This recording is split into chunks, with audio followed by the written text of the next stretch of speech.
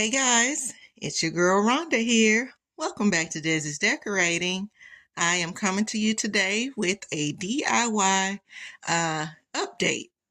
I have reupholstered the headboard, as the title says, and wanted to show you guys what it looks like and tell you a little bit on how I did it very affordably.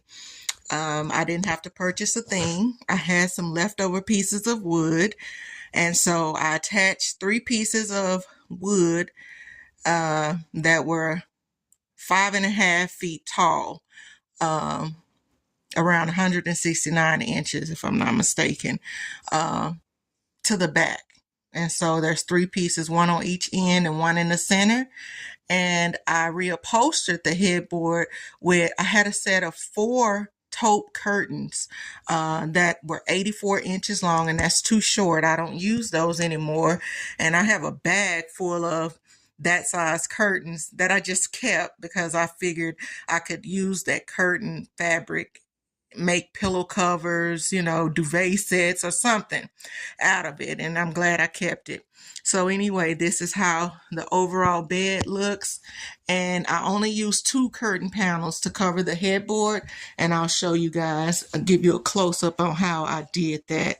So I laid the curtain panel on its side because it's longer than a king bed. So I turned the curtain panel on its side, and then I put some pleats in it. I put one on this side and I put one on the other side, and I used hot glue, and I extended the headboard because initially when I put the bedroom this way, I cut the headboard too short, and so I extended it back out to make it the correct length. As you can see, it fits the bed completely now. And the second curtain panel, because the first curtain panel, you need a bit to tuck over the top, so it stopped right here, and the headboard goes down quite a ways down there. So it goes down to meet the base, the metal base that holds the box spring of the bed. So yeah, anyway, I got the second curtain panel, and I turned it sideways, and I folded it in half. I folded this one just to show you how I did that. Folded it in half, and then I basically hot glued that going across the rest of the headboard and wrapped it around.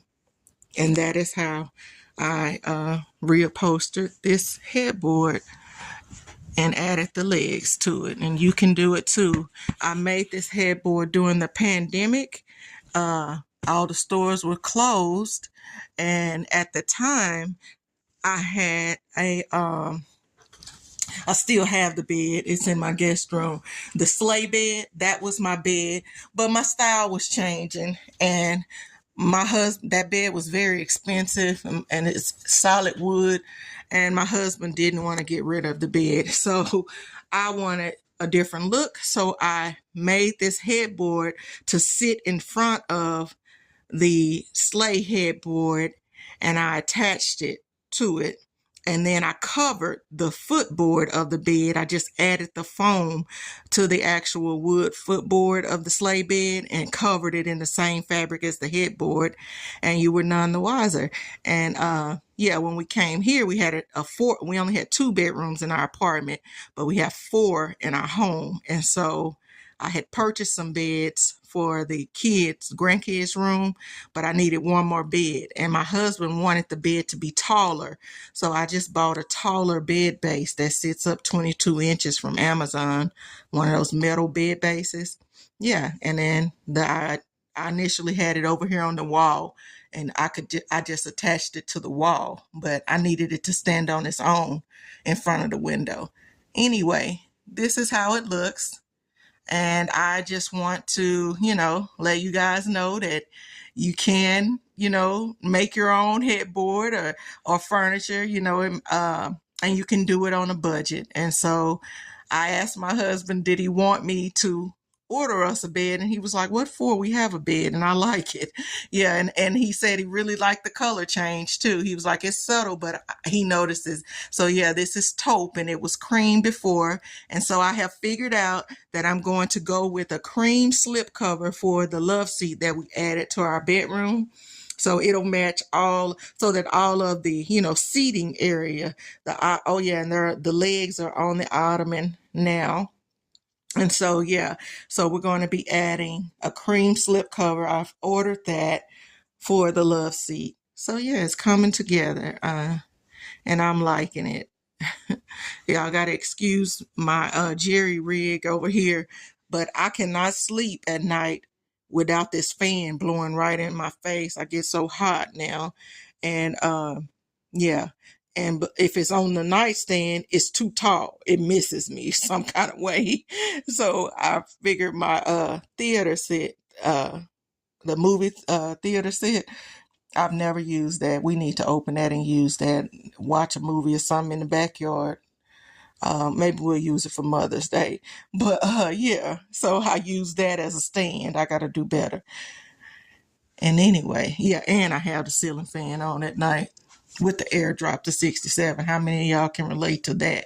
So this is the final look. I just wanted to show you guys what it looks like, and I'm proud of myself. I think I did a good job. Yeah. And I'm not sure I'm going to keep it this color, but it was bothering me that it was too short. And so that was the whole purpose of everything, to extend it out. And once I extended it out, I just was over the cream velvet that I had on there. It's been on there for 5 years. I just wanted something different. Yeah. And so initially I told y'all I was thinking about doing burgundy, but I decided that I can just add burgundy in the accessories. Like I can get a comforter set or bedspread set and decorate the bed in burgundy, versus, burgundy being in here all the time. Or I was even thinking about color drenching my entire room in the color burgundy. But I've had a burgundy room before, and it was extremely hard to paint.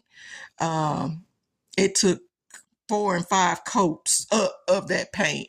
And so, yeah, I don't think I want to go through that again. And that wasn't in my bedroom. I'm not sure how I would sleep with the burgundy walls. I know some colors can bother you. But anyway, I hope this has inspired you guys to get out there and, make something beautiful without spending a dime. If you have liked the video, please like, comment, and subscribe. And I will see you guys in the next one. Bye-bye.